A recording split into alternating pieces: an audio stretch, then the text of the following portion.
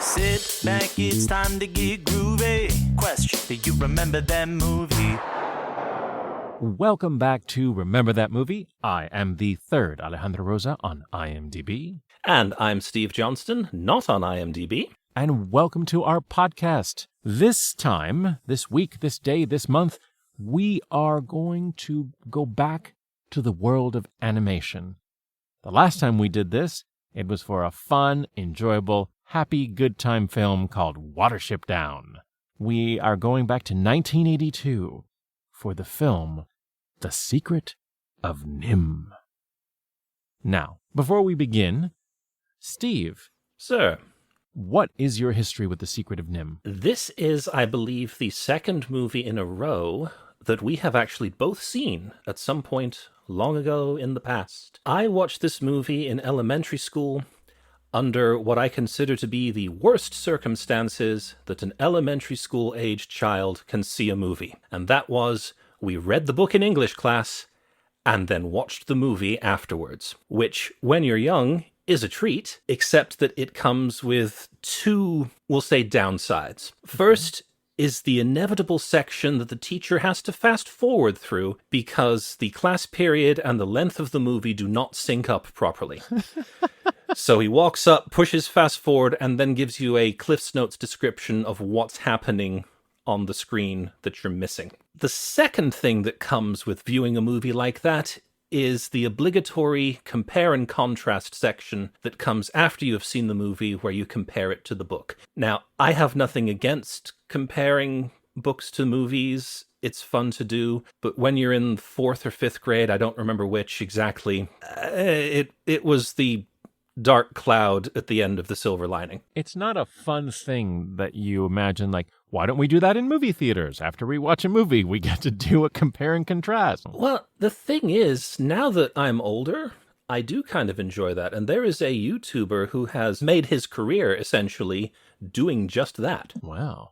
Okay. And it's a delight to watch, not just because he's British and the accent is marvelous. You know what? I do find it unfair that some of these podcasters or YouTubers with British accents, they always sound better than the rest of us. You think you're better than me? Eh? You think you're better than me? No, we don't think we're better than you. We just sound better than you, dear boy. Damn it. It's true. In fact, I'm only using you as a co-host because of the British accent, because I know that it ups the quality of my podcast. The truth comes out. So let's see. We are going to get into this film. We are, but before we do, I would like to hear your history with it. Yes, good point. My history with this film is simply that I also, very similarly, watched it as a child. I did not watch it in school. However, I will say, just since we're already talking about it, might as well point out, this film is based on a book. We will get into that book very shortly. But I was assigned the book for school. I do not remember what grade. I was pretty young, and I was very excited. I read the book. I remember as a child really liking the book, and then I knew that there was a movie, so I went and watched the movie, because what a shock, tiny me watching movies. So I just remember enjoying it very much, but I have not seen this since I was a child. And I know this because upon watching it, I realized I remembered very little of it. And definitely don't remember the book, but let's talk about the book. So, this film came out, like I said, in 1982, July of 1982. The book was not called The Secret of NIMH. The book was called Mrs. Frisbee and the Rats of NIMH. It was published in 1971. It was written by Robert C. O'Brien. He was an American novelist and National Geographic journalist, but his real name was Robert Conley. However, the National Geographic contract he was under specifically forbade him from publishing with any other entity. So the workaround was, I'll just change my name. So he took his mother's maiden name, O'Brien. This book won the Newbery Award, won the Lewis Carroll Shelf Award, the Mark Twain Award, and was a runner-up for the National Book Award in 1972. It's a fictional children's book that was based on an actual series of experiments on mice and rats by Dr. John B. Calhoun. Something I will point out, in the book and in the film, it is insinuated that these rats have been injected with things in the lab, and that has caused some of the changes that we'll talk about. These rats in real life were not experimented with in that way. It was actually experiments about population density and how that affects social dynamics. So it was just about, okay, what if we change the environment? How do they behave differently? Now, the book, like I said, was a great success. 11 years later, we get The Secret of NIMH, the animated film. I will do my best to give a very brief synopsis. In a field inside a cinder block, we meet Mrs. Brisby and her children. This is their home. However, plowing time is approaching and the family needs to move to another home. Unfortunately, their youngest child, Timothy, is sick with pneumonia and cannot be transported anywhere.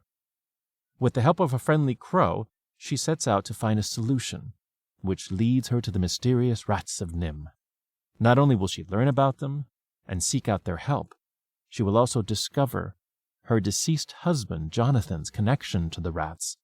And eventually, Mrs. Brisby not only saves her family, but the rats of NIMH as well. Very nicely done. Now, in order to talk about the rats of NIMH, we need to talk about a very popular man. His name was Don Bluth. Have you ever heard of Don Bluth? I have heard of Don Bluth, yes. Big name in animation, if I am not mistaken. So Don Bluth worked for Disney. He was an animator. He started out at the bottom and worked his way up. He worked with the originals. They called them the 9 Old Men, who were like the main big animators at Disney. Eventually, he became one of the head animators. In the late 70s, early 80s, Don Bluth and a couple others started working on another project, a short film. And they were like, hey, Disney, look at what we've done. Do you want to produce it? We are using the older techniques of animation, which Disney had sort of gotten away from. And Disney was like, nah, no, not really that interested. Also, one of the other people at Disney said, hey, I just found this incredible book. It's called Mrs. Frisby and the Rats of NIMH. And he took it to the person who's in charge of all new projects. And the person said, and I quote, we have enough mice. I apologize for blowing out the microphone just then. We just did the Rescuers, and we have Mickey Mouse. We don't need any more mice, man. And I mean, to his credit, he was probably right. Okay, so now we have these young animators, and they're like, man, like, we want to do this kind of animation that is like heavy art, old school, takes a long time. And so Don Bluth and a few others decide, you know what? Let's make our own company. So Don Bluth, Gary Goldman, John Pomeroy, and 8 other animation staff leave Disney to set up their own studio, which is eventually called Don Bluth Productions. And so this is actually the first film that they end up animating. What does this all do? Essentially, it creates the first competition for Disney. It's a big deal. And actually, they're kind of credited for pushing the possibility that someone other than Disney could make animated films. Nice. One of the things from the get-go, Mrs. Frisby is not Mrs. Frisby. In the movie, she is Mrs. Brisby. Brisby with a B. That's right. So when they were writing, they realized, we have a problem. Frisby, you don't think that Whammo, the company that owns Frisbees, would have a problem with us with this name? It's not even spelled the same. And so they did what any professional would do. They reached out to Whammo and said, hey, can we get a waiver just to make sure legally that we're covered? Because, we're a tiny company and we don't want to get sued for using the word Frisbee. Even though, again, it's not spelled the same, folks. It's not spelled at all the same. And you know what Whammo said? No! You can't use the word Frisbee. That's our thing. And so they had to change it to Brisby. Are you going to tell the story of the change from Frisbee to Brisby? What do you mean? I know that as this was your movie, I was not supposed to do research. But Uh-oh, folks. No, whilst watching the movie, I hit pause. And I was watching on Amazon. Uh-huh. And Amazon X-Ray popped up and said, X-Ray, that son of a... Here's a bit of trivia, which was just immensely fascinating to me. It was jaw-dropping in terms of how they had to handle the change from Frisbee to Brisby. Go ahead. What did Amazon X-Ray tell us? So, because the change came so late in production, numbers were crunched, and it was decided that it was far too expensive to call the cast back to re-record all of the lines. And so in stepped the true heroes of this film, in my estimation, upon knowing this fact, the sound engineers, who went through the recordings of every voice actor and found where they made the bruh sound. They then clipped the bruh and manually pasted it on top of every single time a character said frisbee. Again, my jaw just kind of hung open for a couple of minutes, considering the amount of work that must have taken. When you take into account that she's the lead character, and everyone talks to her, and everyone talks about her. And now, please understand, these folks, when they made this movie, they were strapped for cash. This was their first film. They needed so much money. They were using old school animation techniques, which means it takes longer, it's more involved, it's harder, and it probably costs more. They actually, at one point, did not have enough money. The producers and executive producers, almost all of them took out mortgages on their houses. Oh, wow. Yeah, because they were short, about $700,000. And in order to finish the film, they needed more money, so they all mortgaged their houses, with the understanding that the first amount of money that would come out of this film would go to pay them back immediately. Now, there's a lot to Don Bluth and his productions, a lot of ups and downs, way too much to cover. But like I said, they created an actual competitor for Disney. The reason that I say this is because everything affects everything else, right? This is credited for Disney upping their game, which would then lead to what is referred to as the Disney Renaissance that starts in essentially 1989 all the way up to 1999. That's when we get the Little Mermaids, the Beauty and the Beast, the Aladdins, the Lion King, all of this. But it all stems from the threat of another company doing things better. Going back to the film itself, one of the big changes in this film is the addition of mysticism, of magic. I'm glad you brought this up, because having read the book so long ago, I was fairly certain there was no magic involved in the book itself, and that was added for the film, but I could not be 100% certain. Yeah, so let's kind of clarify that for anyone who hasn't read the book or doesn't remember like we do, because I didn't remember anything. There were rats and mice. That's all I remembered. In the book, the concept is the rats of NIMH. NIMH stands for the National Institute of Mental Health, but it also sounds like a cool word. And the animators said that, this NIMH, that just sounds magical, like they're from another land. In the book, these rats and mice are experimented on, which eventually changes them. In fact, I think my favorite line is from our wizard-like creature, Nicodemus, who is describing this in a kind of flashback and just says, "We had become intelligent." And he describes seeing a sign in the lab and suddenly being able to read it. So they end up evolving as rats and mice into very sophisticated creatures. They learn how to use machines and electricity. This is what we do in the book. In the film, they did that, but then they also added a kind of mysticism, magic, because they felt it's an animated film, it needs a little bit of magic. Okay. They turned Nicodemus, who was initially the head of the rats, into kind of a wizard Merlin creature. And they also add an amulet that is given to Miss Brisby that then plays a big role at the end of the film, where she seems to use a sort of magic power and is able to save her family in the process. I had the same thing. I had to look it up. I'm like, was this in the book? Because I swear I don't remember the book. I will tell you this. I thought little Timothy, I thought he died. Based purely on the climactic scene of the movie, you think he would. Yes. You were like, well, I think they're all dead now. Yes. So, in this film, we have a variety of characters. We're not going to go into the details of all of them because that would take a long time. There are many actors who were involved in the making of this film, but we'll highlight a couple of them. Yes. Mrs. Brisby was played by Elizabeth Hartman, a very famous American actress of her time, mostly known for her Academy Award-nominated performance opposite Sidney Poitier and Shelley Winters in the 1965 film a patch of blue. Hmm. Jeremy is the comedic crow that befriends Miss Brisby. Once again, we have an animated film about animals versus farmers, and we have comedic relief via a bird. I wrote down in parentheses, Watership Down had a funny bird too. Yep. Yep.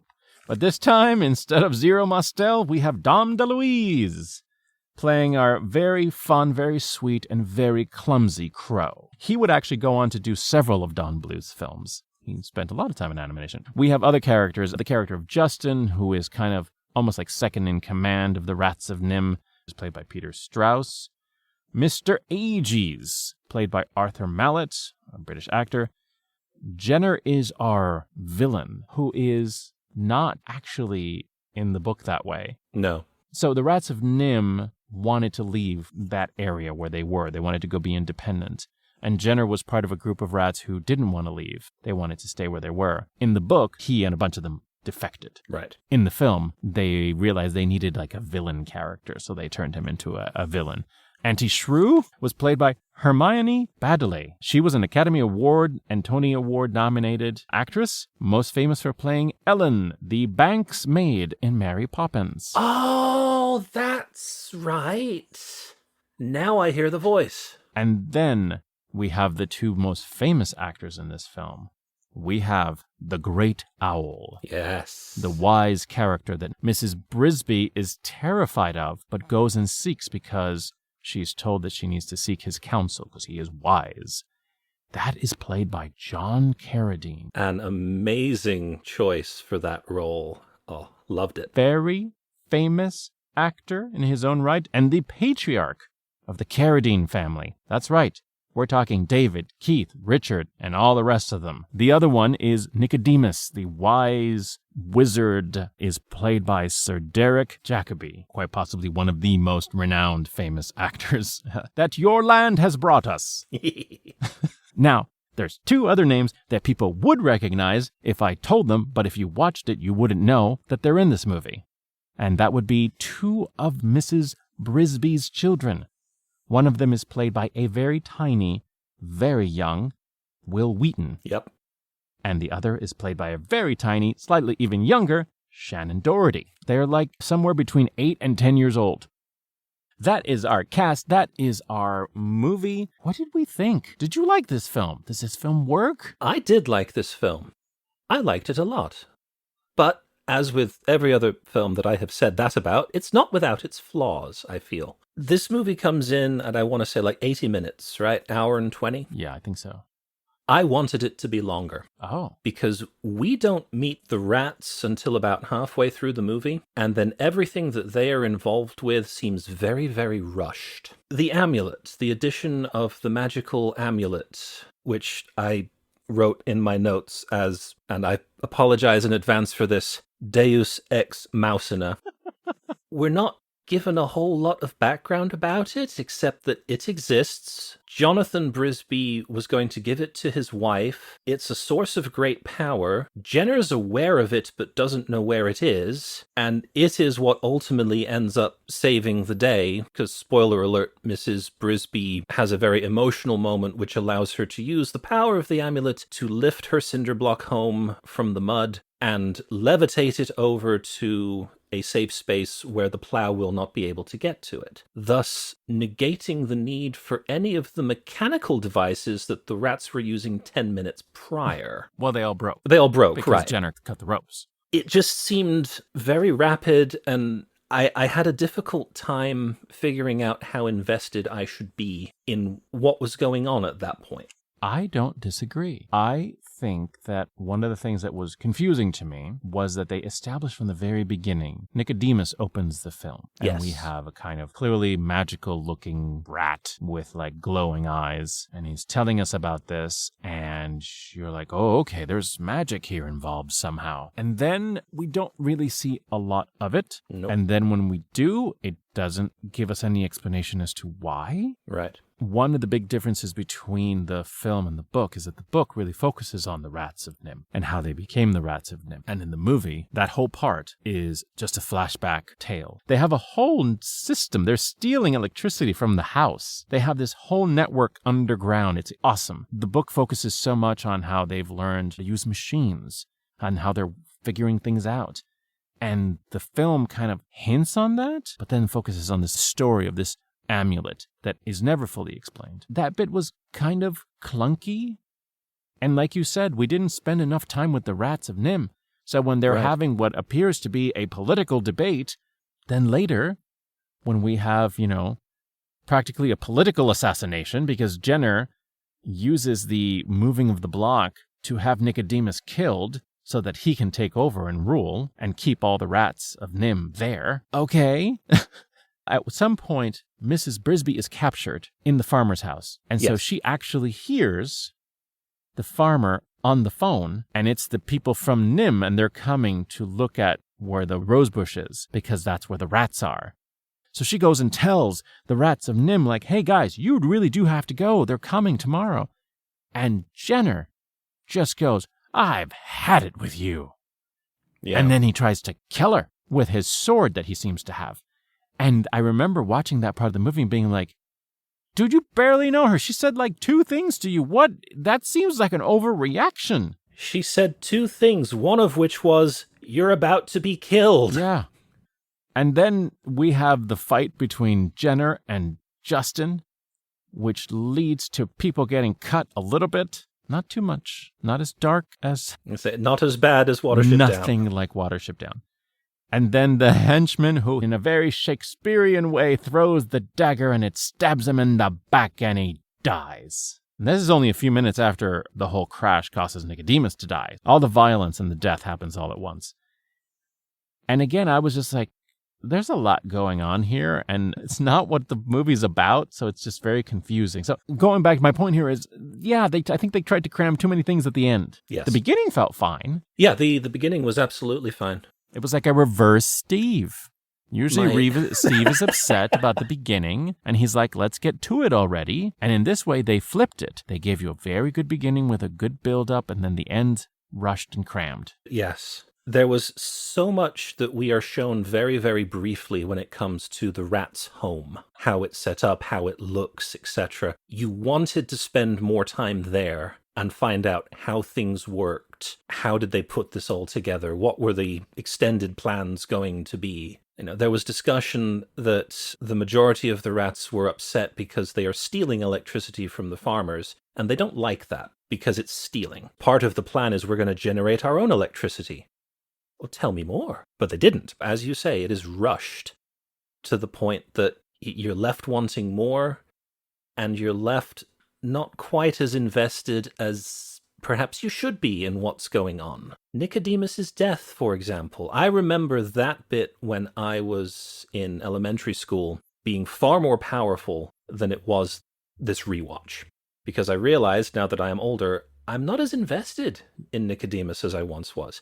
Neat character, leader of the rats. All right, some importance going on there, but he's there, he's outside, he gets squashed. The end. That's about it for Nicodemus. Yeah. The second half of the movie, once we actually meet the rats, things go far too fast. Yeah. And again, the amulet just doesn't make any sense. The impression is that, so I guess a couple of people got magic as part of this? Yeah. And then what does the Great Owl have to do with it? Why is the Great Owl so wise? Why is it that Nicodemus and the Great Owl are the only ones that have glowing eyes? The Great Owl wasn't at NIMH. And it almost feels like, okay, you're trying to add a layer to the story, and I'm totally fine with that. You needed more time. We needed more information, and you needed to give it more time. Sadly, though, that runs contrary to the fact that they were short on money and time and probably could not have made it longer even if they wanted to. They did not have the luxury of time or money. What do you think about the actual animation of it? Fantastic. Yeah, it's really beautiful. It is absolutely beautiful. The very opening shot made me very much aware of how much work went into it because it is a background shot. When you're watching a cartoon, you can tell what is background, and what is the cell that's on top of it, just because of the difference in how they're colored and painted. Yeah. But it's a background shot, and all of a sudden, a light is lit. A single, matchstick is lit.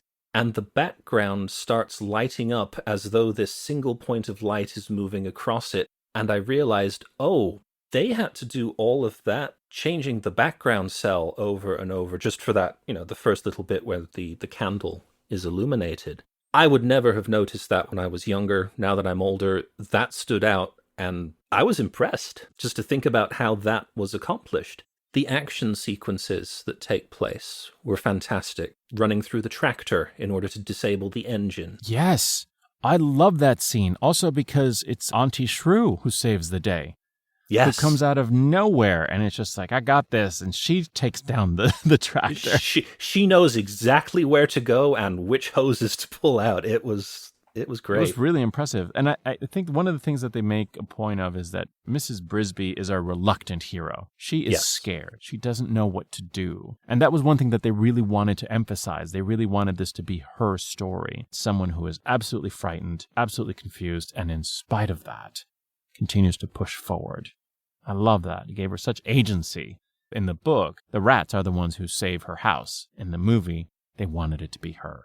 And it was her bravery that actually makes it happen. I did like that. I just wish we could have hashed out the whole magic stuff a little bit better. It kind of raises the question of, if Mrs. Brisby is our protagonist and it's her journey that we want to see, why call the movie The Secret of NIMH? Because it sounds cool? I don't know. Oh, it does. No, it sounds like a really cool word. I agree. Yeah, I don't know. It's a good question.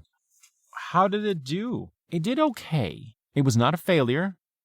It was not a ginormous success. It was referred to as a moderate success. Were they able to pay back the mortgages? Yes. Yes, they were. Excellent. And Don Bluth and company, they were all able to pay back their mortgages and continue moving forward and working on different projects. This is also the summer of E.T. E.T. came out a month prior to Secret of NIMH. E.T. was the top earning film of that year, so it did at one point sort of beat out Star Trek II and Rocky III. Secret of NIMH was making a little bit more money than them at the time. Not overall. There was a moment where they were like a little bit more on top. So they did okay, and again, that just helped them push forward. One of the things that I heard in an interview Don Bluth say was, it wasn't about making money. It was never about making money. It was about being able to create the art that we wanted to create. The money just helped us do that. He felt that this style of animation was dying, and he was not having it. This is an art form, and we got to do whatever we have to do to keep it alive. So let's push, and if we get success, then that just means we get to do it again. He just wanted to create beautiful work. I really enjoyed it. It did win the Saturn Award for Best Animated Film. It had a lot of pretty good reviews, and still does. I think Rotten Tomatoes is still at a high review for it. Nice. There was a direct-to-video sequel in 1998 that Bluth and company had nothing to do with. Oh, okay. It got terrible reviews. There have been remake discussions for years. It's one of those properties that seems to be dancing around. Most recently, the Russo brothers were talking about making it. I think there's been talk of kind of like they did with Watership Down, that sort of almost live-action looking thing. I think there's been discussion of turning Secret of NIMH into that, which I bet would get darker and more terrifying. There was a TV series that has been floating around that maybe is in the works. As of 2021, it was floating around somewhere. So who knows? I think we don't know. Fun trivia. Steve, the music. Yes. Did you love the music? Because I freaking love the music. I loved the music. It was great. Beautiful. And do you know who did the music? Well, I watched the credits. You are banned from credits from now on. It was the opening credits. His name was right there. Who was it? I think you should tell me now. No, because now it's just fake. You just tell us. You've taken the wind out of my sails. It was our old friend Jerry Goldsmith. The awesome Jerry Goldsmith, who we discussed at length in Legend. And even brought up in IQ, because when you actually, if you were to Google that man's name and look at his film credits, you will realize that he has written the music for a lot of your films. What a beautiful piece of music, or music that he wrote. Incredible. While I was doing the research for this, I actually found the soundtrack and just listened to it beginning to end. Oh, fantastic. Just very beautiful music. So there you go. So that, friends, is the secret of NIMH. Any final thoughts, sir? Anything we have neglected to cover that you want to share with all of us? We open with a bit of a prologue on Nicodemus's, I'm assuming, diary. And I don't know if you actually read the diary entries. One he's dictating, which talks about Jonathan being killed today whilst drugging the cat. But on the opposite page, did you notice what was written? I do not. It was about how Jenner had become more cold and withdrawn, and that he might pose a threat to the rats in the long term. I appreciated that detail being there, just left there for those who might notice. Yeah. I also appreciated the fact that when Mrs. Brisby comes and meets with Nicodemus, the diary is still there, it is open to the same pages, and the same words are written upon it. I do question why Nicodemus felt the need to sign his final diary entry, but that's not really that important. I love the fact that the cat was named Dragon. And also, I did have a Watership Down moment. There was a moment when she first met Jeremy, the crow. They thought the cat's coming, and then they freeze, and through a log comes a rabbit. And I was like, Watership Down! And then, of course, eventually, Dragon the cat attacks. Terrifying cat. Wonderfully done. Now, was I mistaken, or did Dragon only have one eye? Oh, no, you were not mistaken. Dragon only seems to have one eye. The other one was, I don't know. Add that to the list of similarities between this and Watership Down. Our villain is single-eyed. Yep. And actually, I wrote down Dragon, cat, evil cat, weird eye. These are my deep notes that I take during viewings. So there you go. I do think it's a cool film. I think it's interesting. Is it perfect? No, I think we can agree it's not perfect. I still think it's beautiful, though. I think it's fascinating. And if you like animation, you will like this. I absolutely agree. It is a beautiful cartoon. It is a beautiful story. I think if you look back, all of our nitpicks have to do with the writing when it comes to the story that's being told and just how rushed the second half seemed to be. Everything else about it is fantastic. The music is beautiful. The visuals are beautiful. The voice acting is excellent. Yes. Excellent. Actually, here is a fun fact. The actor who played Jenner, they didn't have drawings they only had like a couple of drawings for the character that they wanted to do. So he did his dialogue. And then later they showed him what the character was like. This was Paul Shinar. He said, let me do it again. I can do it better. Oh, cool. Folks, you can stream this. You know what? You don't have to stream. Let me just point that out. You can go to the library. They probably have a copy. If you still have something to play it on, you can go to the library and get this out. But otherwise, you can get this on Amazon Prime, of course, for just a few dollars. Or actually, it was free. It is free on Amazon, it was, isn't it? Yes. As of time of recording. And enjoy it. It's a fascinating thing. Don't watch the sequel. It actually made me think about rereading the book, because now I'm very curious. Weird fact, in the science experiments, when they talked about the behavioral environments, it started with the rats. Then he switched over to mice. And for the mice, they refer to them as universes. And if this doesn't sound like it's right out of a sci-fi book, the most famous of the universes was Universe 25. That was the one. And I'm like, okay, that's a whole book right there, right? Yes. So anyway, folks, thank you so much for listening to us go on and on about this little animated film. Feel free to please leave a review or stars or whatever it is that you can do on any of these platforms that will help us out. If it's a like or a squishy, I'm not sure. I don't follow all the platforms, so I don't know what else you can do. Maybe it's a squeeze. It's consensual. Whatever you can do is great because it makes other people find us and listen to our podcast. And the more people listen, then the more chance of us doing more of this. Any last words, Steve? I just wish they could see the look on my face as you were talking about likes, subscribes, squeezes, squishes. I have no words. And just for that, please feel free to splat that button and give us a thumb up, I think.